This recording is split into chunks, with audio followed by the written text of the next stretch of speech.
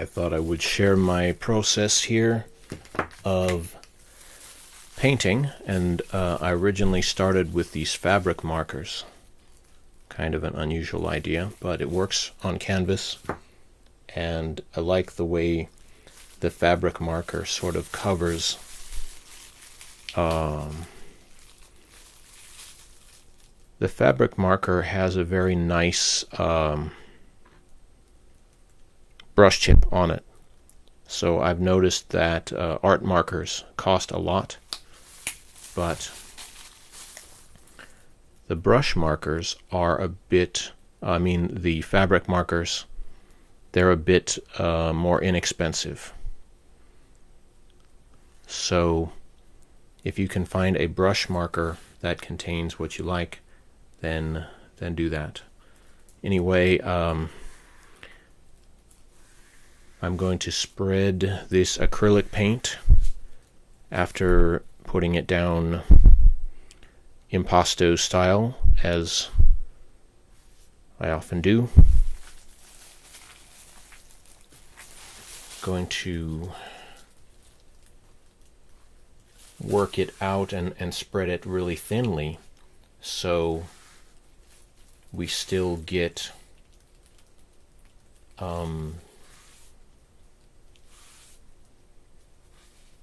so that the lines can still be seen through the color. So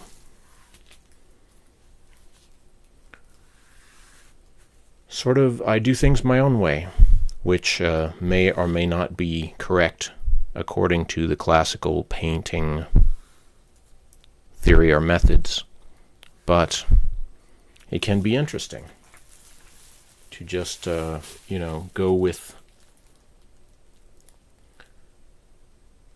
when you have sort of a mind that understands a creative process. You may not be the greatest at doing something without practicing the special methods, but at least you might manage to pull off something unique or kind of different. And that could be as valuable as anything else in the experience. Especially because people who they have a specific style as an artist, and that is great because people want to buy more work like that, but that is also kind of a limitation, because you have to then follow that style. You have to give people what they're expecting instead of what you would just really want to give them. So I have this solar area in the center, the big setting sun, or actually, according to the title, it's going to be a rising sun. But I'll put down the red acrylic, see if I can also spread that out really thin. Fill in this area. Yeah, haphazardly blending all of this different kinds of paint and ink and stuff may or may not produce a nice sort of uniform work. We'll just have to see how it goes. But I'm enjoying this so far. And let's see, now I'll try taking down some rays into the side area there. And if I wanted a big regular covering of the area, of course I would be paying attention to how I'm doing it, but I want a sort of chaotic look to the entire thing. So going along these angular lines, which I kind of already set up, wasn't trained to be a painter, but was trained to be a graphic designer and a media designer. So it all fits together. Every kind of creativity, even whether it's based on making images or making sound or whatever, it all does interrelate with every other creative thing. So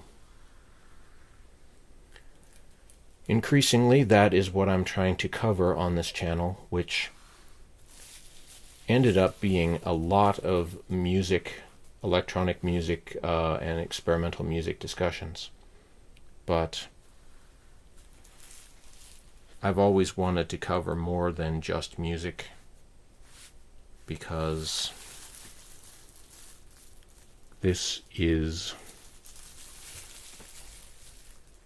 so far, we don't know where the world is going to go from here, but this might be the most technologically empowered era of creativity that the world has ever seen.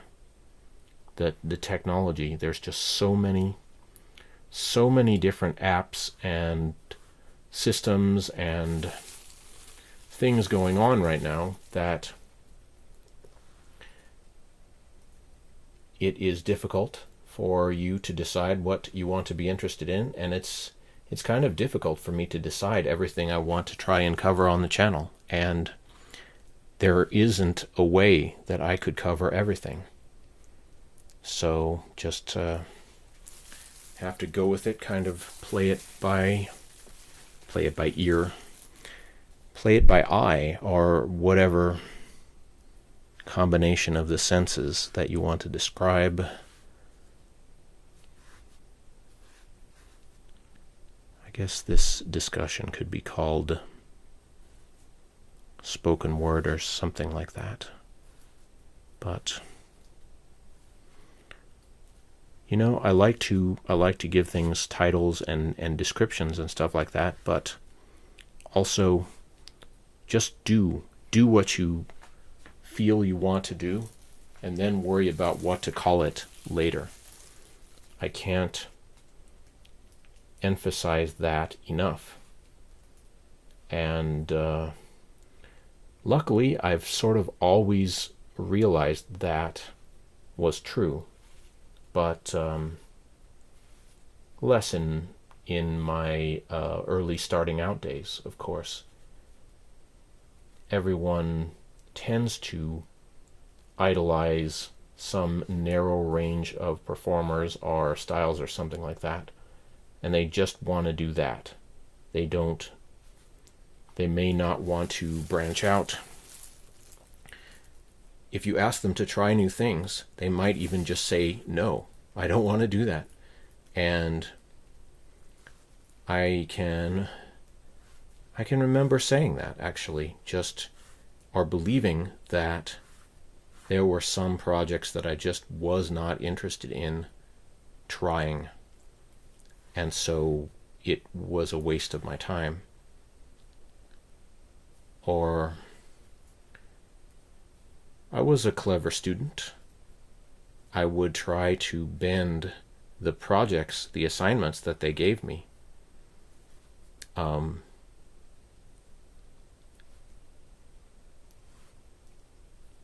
In design school, I was making as much as I could possibly make discussing electronic music.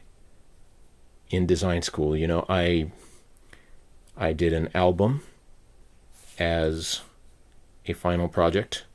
I graphic designed the album artwork and some simple music videos and stuff. But then I did the entire album, because that was what I really wanted to do at that time. And some people at the school thought, well, I would just go on to be a star of techno music or whatever it would be called, and I didn't realize how challenging that actually would be to make real, because music industry is very, very competitive with all of these forces going in every direction at once. And so what you do never exists in a vacuum, and you're always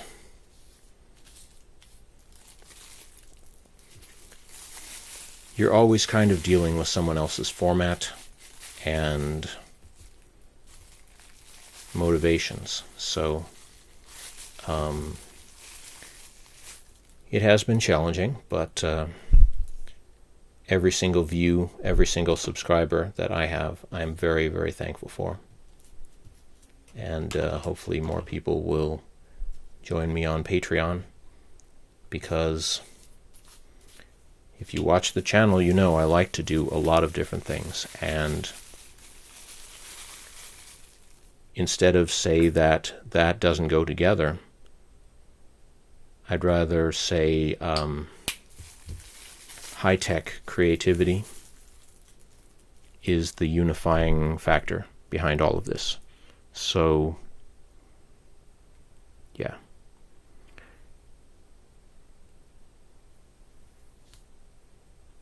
And I've gotten into doing virtual reality art, as you've seen on the channel, and some of my music listeners may not know what to think or what to do with that, but you're all going to be involved in, trust me, you're all going to be involved in virtual or augmented reality sometime in the near or sort of mid-future. Just like it seemed ridiculous that everyone would be on the internet in the 90s, or particularly the 80s.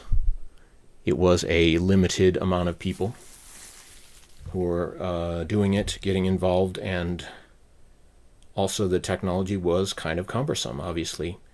Slow dial-up modems and all of that stuff. But now it's just so incredible, all of this power and possibility that we have. But along with that possibility, wow, what a incredible possibility for distraction we have. I know today I was on my phone much longer than I should have been, and I should have gotten to this painting process much earlier, but I'm so glad I did it. And my phone ran out of charge and everything, and that was a blessing in disguise. When you have these moments of synchronicity or coincidence, just go with it.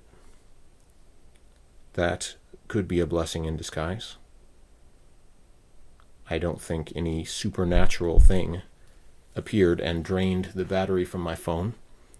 I know exactly what drained the battery from my phone. I was on it too long, right? But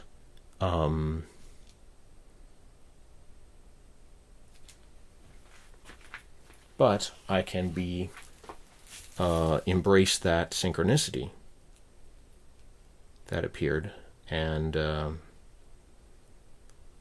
lot of amazing creative moments occur not because you intended to do them, but because you made a mistake, or in my case, painting. Maybe I don't even know what I'm doing in terms of painting, because that's not an area that I really studied as a prime thing. But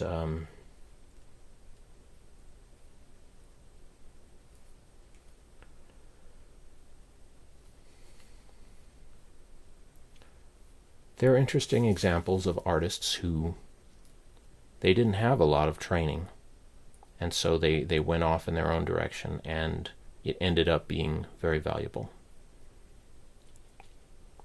Certainly Van Gogh, for example, was going off in his own direction, and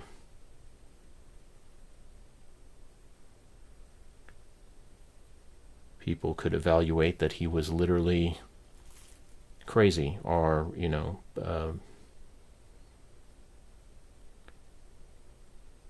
having those things, but in terms of artistic expression and vision, he had this incredible vision that other people weren't really daring to do. So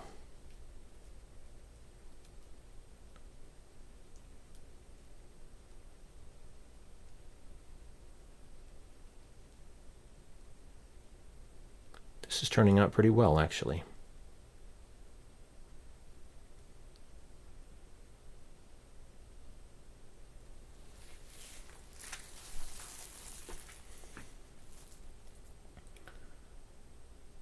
I wonder what color I will add next. I have two different. I have a purple and then I have violet. And those are similar colors, but they are separate. So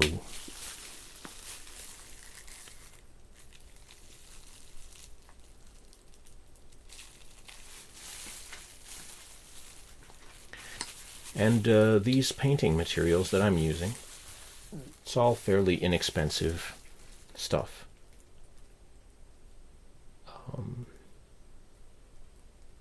Basic canvas board here, and bought a range of brushes, some a little bit more expensive than others, but just so I could go with it. And there's a lot of things that you could sort of waste your money on in this society when we're talking about distractions, right? And instead of doing that, might as well give yourself the privilege, or you could consider it a right, to have a few decent materials to do your artwork with.